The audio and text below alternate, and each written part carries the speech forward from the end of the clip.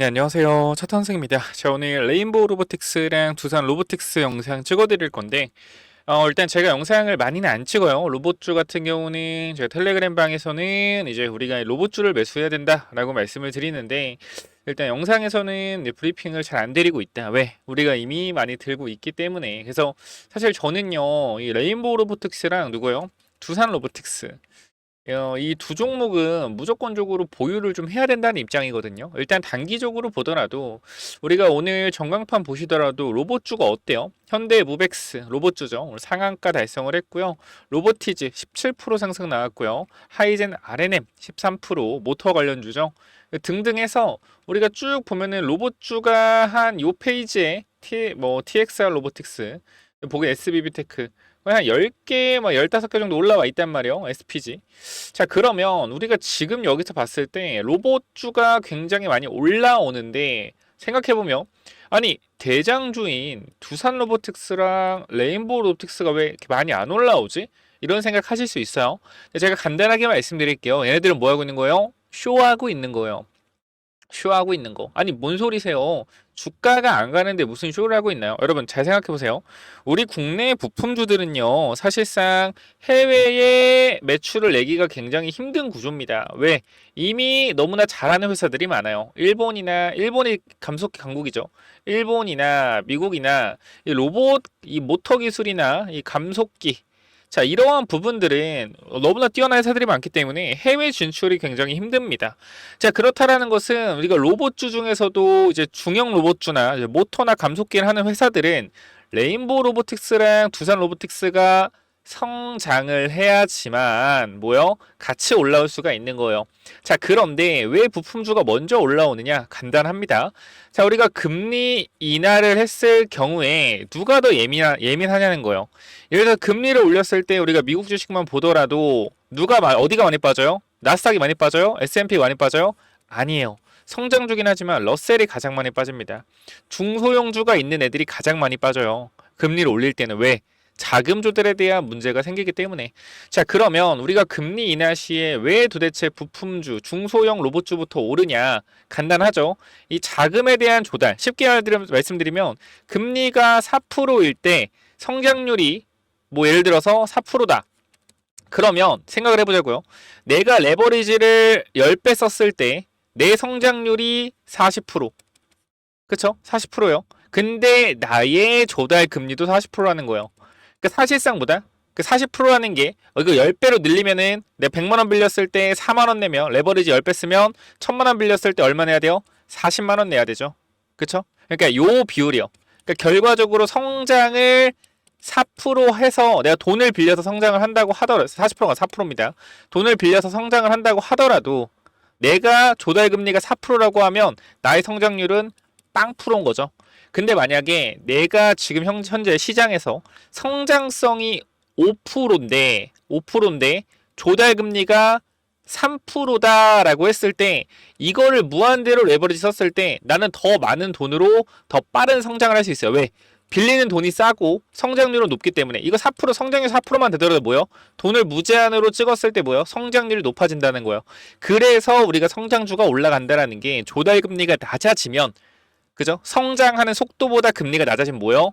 자금을 통해서 빠르게 성장할 수 있다. 그래서 금리 인하 시에 돈이 없는 회사들이 뭐요? 조금 더 빠르게 올라가는 거다. 그래서 로봇 부품주가 먼저 가는 거고요. 그 다음 누가 올라가겠어요? 대형주. 로보틱스나 레인보우가 올라갈 가능성이 굉장히 높다. 이게 뭐요? 가장 핵심적인 부분이다. 이렇게 좀 보시면 될 것 같아요. 자, 그래서 저는 여러분들한테 좀 어떻게 말씀을 좀 드리고 싶냐면 한국안에서 두산 로보틱스도 마찬가지예요. 자리가 너무 좋거든요. 제가 아침에 좀 분석을 해드린 걸 좀 올려드려도 우리가 두산 로보틱스 같은 경우도 요즘에 계속 언급을 드리고 있는데 오늘 구간 이렇게 추세를 좀 만들어서 보여드렸어요. 두산 로보틱스 같은 경우도 추세를 만들어 보여드렸는데 우리 전체적으로 고점 대비 내려오는 추세에서 최근에 뭐요? 최근에 이 추세를 단기적으로 돌리는 그림. 그러니까 즉 내려오는 흐름을 돌리는 그림. 하지만 큰 추세는 못 뚫었죠. 그리고 지금 여기서 뭐하고 있어요? 여기서 횡보하고 있단 말이에요. 그럼 지금 구간에서 중요 구간이 여기인데 여기 맞고 이렇게만 밀어 올려 주면은 이건 뭐다? 내려오는 추세 뚫고 주가가 올라가는 거라는 거예요. 어디까지 올라가요, 여러분들? 보이는 구간이 여기까지 추세 상단 구간. 어디죠? 이 구간 7만 원 초반 구간, 초중반 구간이죠. 그렇게 따지면 주가는 20% 정도 상승이 나올 수 있다라는 거다. 두고 보시면 알 거예요. 제 말이 틀린지 맞는지. 그럼 여기서부터 단기적인 상승 이후에 앞에 거가 매물대를 소화하는 과정이 있을 수 있는데, 그러니까 우리는 어떻게? 우리는 밑에서 매집해서 올라오면 분할 익절하고 눌리면 추가 매수하는 전략으로 가시는 게 좋다라고 말씀을 드리고 있고, 레인보우도 마찬가지입니다. 현재 이 앞쪽 구간에 물려있던 사람들이 물을 타서 박스권을 그렸을 때 물을 타서 만들 수 있는 평균 단가 근처에서 두 번이나 흔들어 줬죠. 그렇다는 것은 저는 이 구간에서 어느 정도 매물이 소화됐다라고 판단하고 이번 상승 시에 이 구간을 뚫어 줄 거라고 보고요. 30만 원 중반 이상의 가격을 보고 있습니다. 그렇기 때문에 매도 몇 프로? 20% 가격. 그다음 이 구간의 매물대를 어떻게 소화를 해주냐? 왜 거래량이 있기 때문에 어떻게 소화를 해주냐? 예를 들어 이 구간의 매물을 맞고 박스권으로 소화를 해주면서 저점을 높이면서 돌파가 나온다든지, 아니면은 이 구간의 매물을 때려주고 급락이 나온 이후에 바로 다시 재차 돌파가 나온다든지, 이러한 패턴들을 볼 거기 때문에 우리는 무조건적으로 매수를 한 이후에 어떻게 하는 거다? 올라갔을 때 비중을 조금 덜어놓고 눌리면 또 사는 거예요. 이거를 계속적으로 반복 진행을 할 거다라고 말씀을 드리고 싶은데, 이게 뭔 소리냐, 그냥 무조건 존버 타면 되는 거 아니냐. 근데 저도 그렇게 생각을 해요. 존버 타면 좋아요. 근데 제가 수많은 개인처를 봤을 때, 여태까지 주식을 제가 5년 이상 7년 이상 하면서 제 주변에 개인처가 많잖아요. 그러면은 이게 문제가 뭐냐면은, 우리가 버티자라고 했을 때 버티는 건 돼.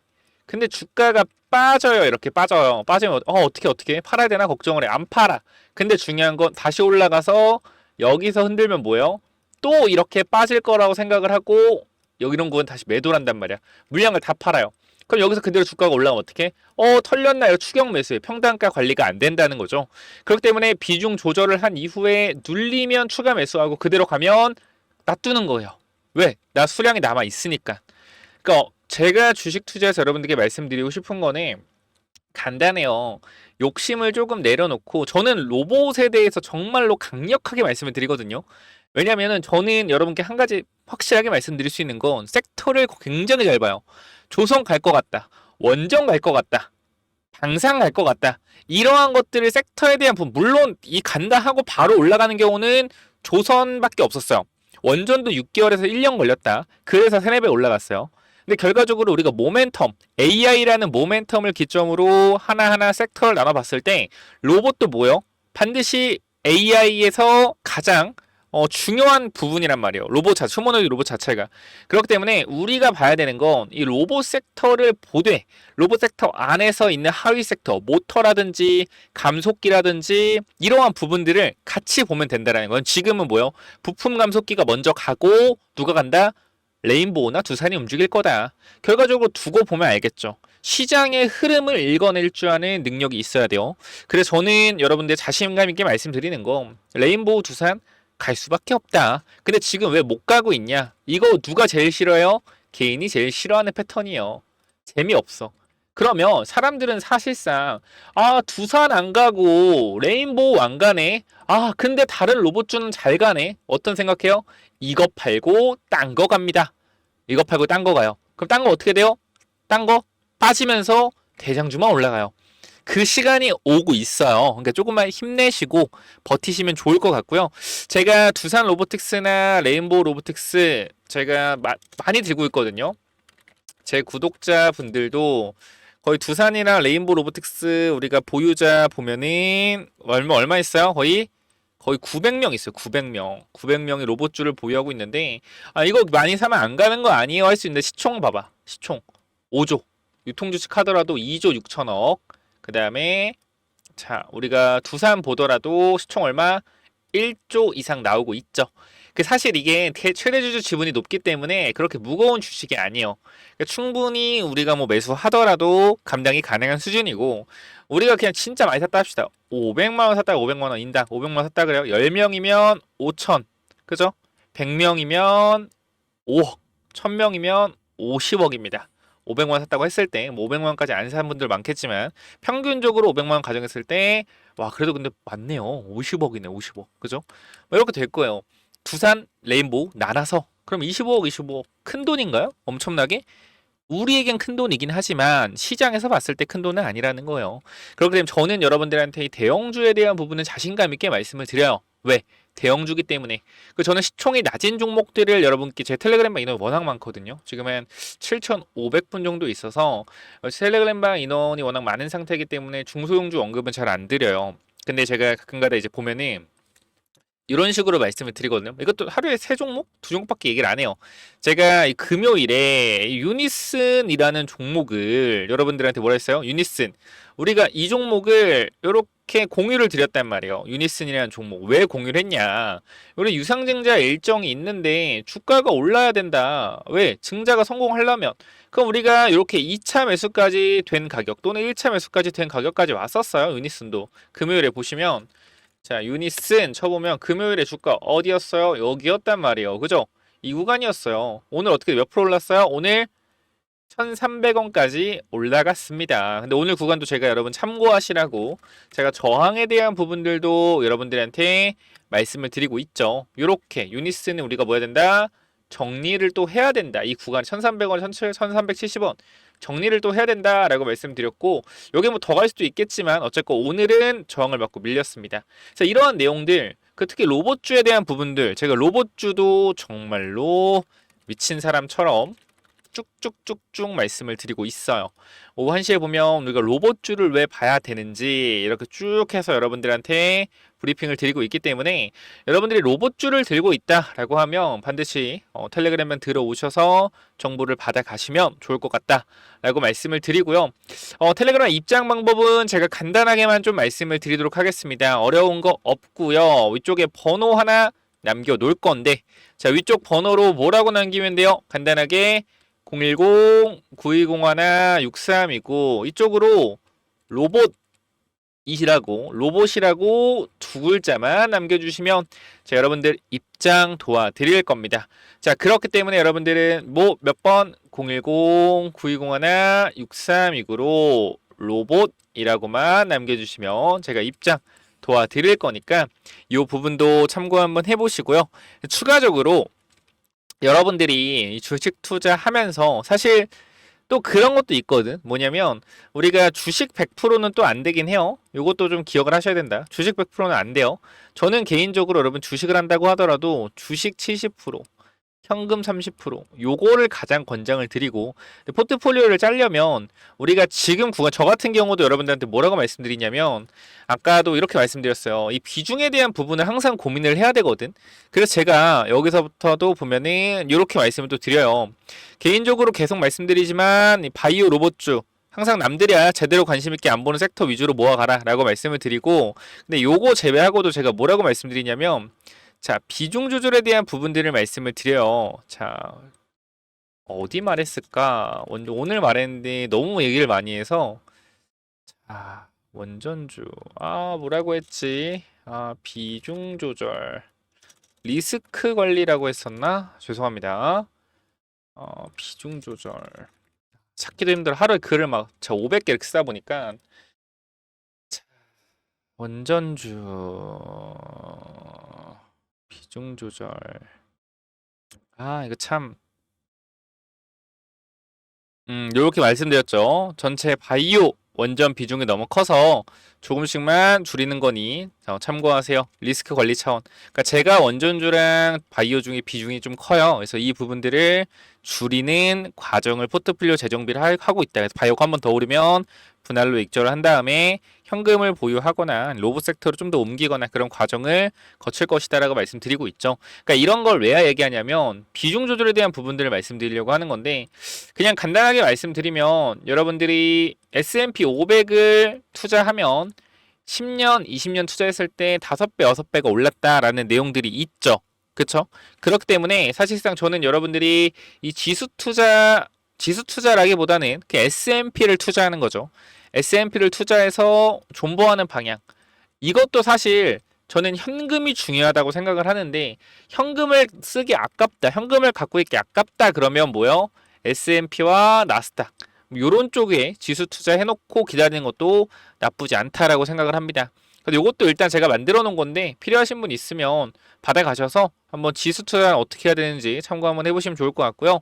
일단 로봇 관련돼서 내가 들고 있다라고 하면 반드시 로봇이라고 남기셔서 텔레그램방 들어오시면 됩니다. 아시겠죠? 자, 그리고 추가적으로 제가 우주항공 관련돼서 스페이스X 10월에 이벤트 있고요. 최근에 우리 우주항공 계속 뉴스가 나오고 있죠. 그렇기 때문에 제가 드리는 이 히든 종목까지 꼭 확인해 보시기 바랍니다. 최근에 계속 오르고 있어요.